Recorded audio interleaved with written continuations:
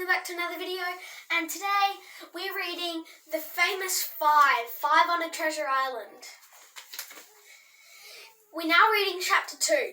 Now, thank you to Awful Survival and one other person for your lovely comments on my video. Thank you so much. That means so much to me. Thank you. I'm glad that you guys are enjoying this one a bit more than The Puppy Place, because I've got heaps more books in my bookshelf that I can be reading with you. Let's get into it. Chapter 2, The Strange Cousin. The children's aunt had been watching for the car. She came running out of the old wooden door as soon as she saw it draw outside. The children liked the look of her at once. "Welcome to Keren," she cried. "Hello, all of you. It's lovely to see you. And what big children."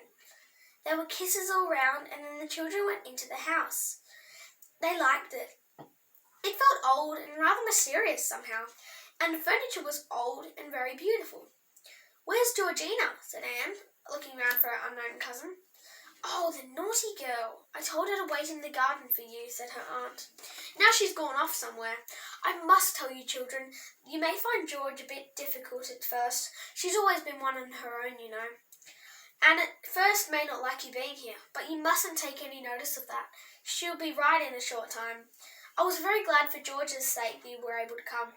She badly needs other children to play with." "Do you call her George?" said Anne in surprise. "I thought her name was Georgina." "So it is," said her aunt. "But George hates being a girl, so we have to call her George as if she was a boy. The naughty girl won't answer if we call her Georgina." The children thought that Georgina sounded rather exciting. She wished she would come, but she didn't. Then their Uncle Quentin suddenly appeared. He was a most extraordinary looking man, very tall, very dark, and with a rather fierce frown on his wide forehead. "Hello, Quentin," said Daddy. "It's a long time since I've seen you. I hope you three won't disturb you very much in your work." "Quentin is working on a very difficult book," said Aunt Fanny, "but I've given him a room all to himself on the other side of the house, so I don't think he will be disturbed." Their uncle looked at the three children and nodded to them. The frown didn't come off his face, and they all felt a bit scared, and were glad that he was to work in another part of the house. "Where's George?" he said in a deep voice. "Gone off again somewhere," said Aunt Fanny, vexed. "I told her she was to stay here and meet her cousins." "She wants a good talking to," said Uncle Quentin. The children couldn't quite make out whether he was joking or not. "Well, children, I hope you have a good time here, and maybe you'll knock a little common sense into George." There was no room at Keren Cottage for Mother and Daddy to stay the night, so after a hurried supper, they left to stay in a hotel at the nearest town. They would drive back to London immediately after breakfast the next day, so they said goodbye to the children that night. Georgina still hasn't appeared. "I'm sorry we haven't seen Georgina," said Mother.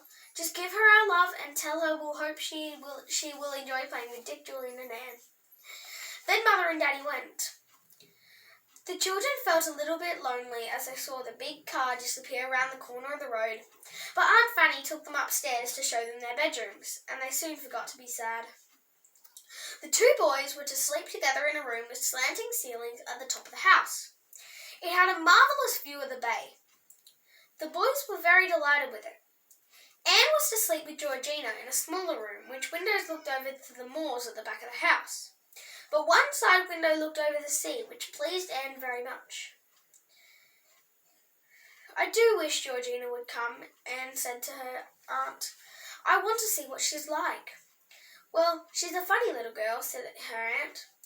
"She can be very rude and haughty, but she's kind at heart, very loyal and absolutely truthful.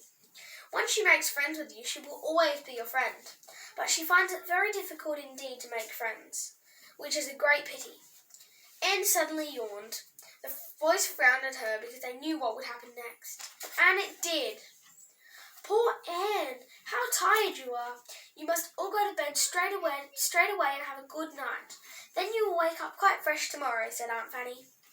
"Anne, you are an idiot," said Dick crossly when his aunt had gone out of the room. "You know quite well what grown-ups think as soon as we yawn. I did so want to go down onto the beach for a while. I'm so sorry, said Anne. Somehow I just couldn't help it. Anyway, you're yawning now, Dick, and Julian too. So they were. They were as sleepy as could be with their long drive. Secretly, all of them longed to cuddle down into the bed and shut their eyes. I wonder where Georgina is, said Anne when she said goodnight to the boys and went to her own room. Isn't she odd? Not waiting to welcome us, not coming into supper, not even in yet.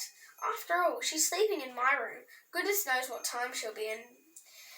And all the three children were fast asleep before Georgina came up to bed.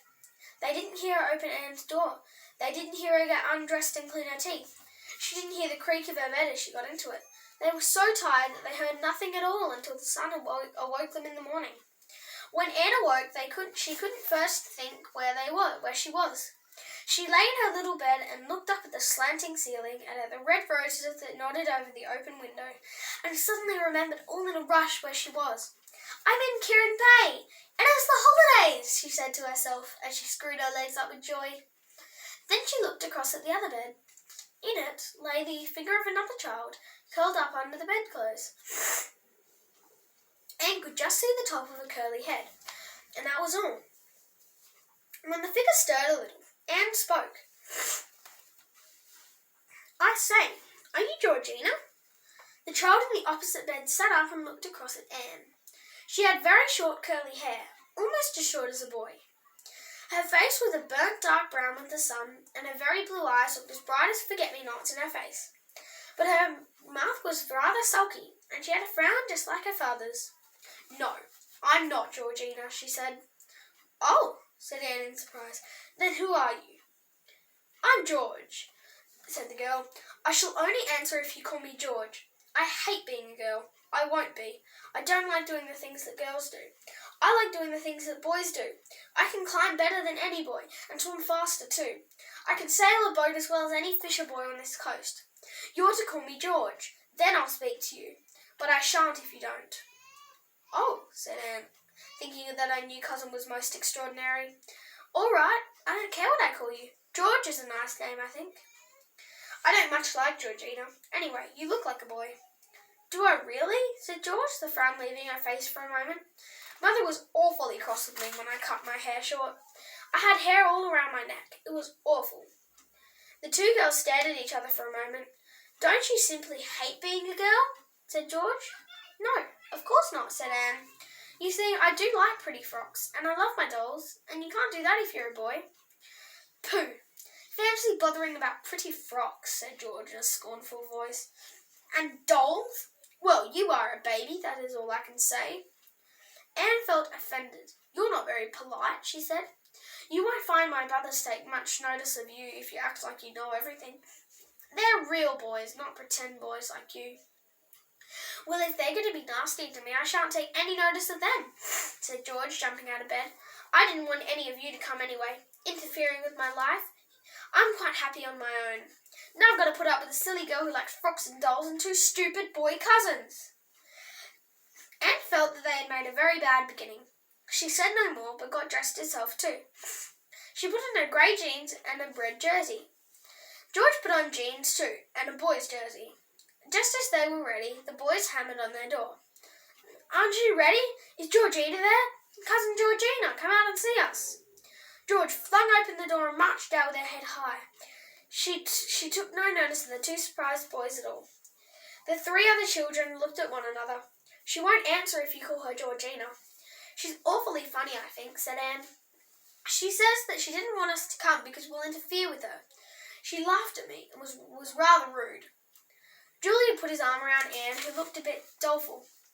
Cheer up, he said. You've got us to stick up for you. Come on down to breakfast. They were all hungry. The smell of bacon and eggs were very good. They ran down the stairs and said good morning to their aunt. She was just bringing the breakfast to the table. Their uncle was sitting at the head, reading his paper. He nodded to the children. They sat down without a word, wondering if they were allowed to speak at meals. They always were at home, but their Uncle Quentin looked a bit fierce. George was there buttering a piece of toast. She scowled at the three children. Don't look like that, George, said her mother. I hope you've made friends already. It will be fun for you to play together. You must take your cousins to see the bay this morning and show them the best places to bathe. I'm going fishing, said George. Her father looked up at once. You are not, he said. You're going to show some good manners for a change and take your cousins to the bay. Can we have them on the phone? No. Because we need it. No. Because Get out! I'm doing a YouTube video. But we Get out in seconds! Listen, Maya! So sorry about that, guys. Journey and Kalani, my sisters, were being really annoying just then. They were trying to do something and they wanted the phone that I'm using. Let's continue. You are not, he said. You are going to show a few good manners for a change and take your cousins to the bay. Do you hear me? Yes, said George with a scowl exactly like her father's. Oh, we can go to the bay by ourselves all right if George is going fishing, said Anne at once, thinking that it would not be nice to have George if she was in a bad temper. George will do exactly as she's told, said her father. If she doesn't, I will deal with her. So after breakfast, 4 children got ready to go down to the beach. An easy path led down to the bay, and they ran down happily. Even George lost her frown as she felt the warmth of the sun until the dancing sparkles on the blue sea. You go fishing if you want to, said Anne when they were down on the beach. We won't tell tales on you. We don't want to interfere with you, you know. We've got ourselves for company. If you don't want to be with us, you needn't. But we'd like you all the same if you want to be with us, said Julian generously. He thought George was rude and ill-mannered, but he couldn't rather help liking the look of the straight-backed, short-haired little girl with her brilliant blue eyes and sulky mouth. George stared at him. I'll see, she said. I don't make friends with people just because they're my cousins or something silly like that. I only make friends with people if I like them. So do we, said Julian. We may not like you, of course. Oh, said George, if that thought hadn't occurred to her. Well, you may not, of course. Lots of people don't like me, come to think of it. Anne was staring out over the blue bay. At the entrance to it lay a curious rocky island with what looked like an old ruined castle on the top of it. Isn't that a funny place? I wonder what it's called. It's called Kieran Island, said George, her eyes as blue as the sea as she turned to look at it. It's a lovely place to go to. If I like you, I may take you there some day, but I don't promise. The only way to get there is by boat. Who does the funny island belong to? Asked Julian. George made a most surprising answer. It belongs to me, she said. At least, it will belong to me some day. It will be my very own island and my very own castle. That's chapter 2, everybody. Did you guys enjoy that? I hope this chapter gets as many views as the first. The Happy Bookworm, signing off.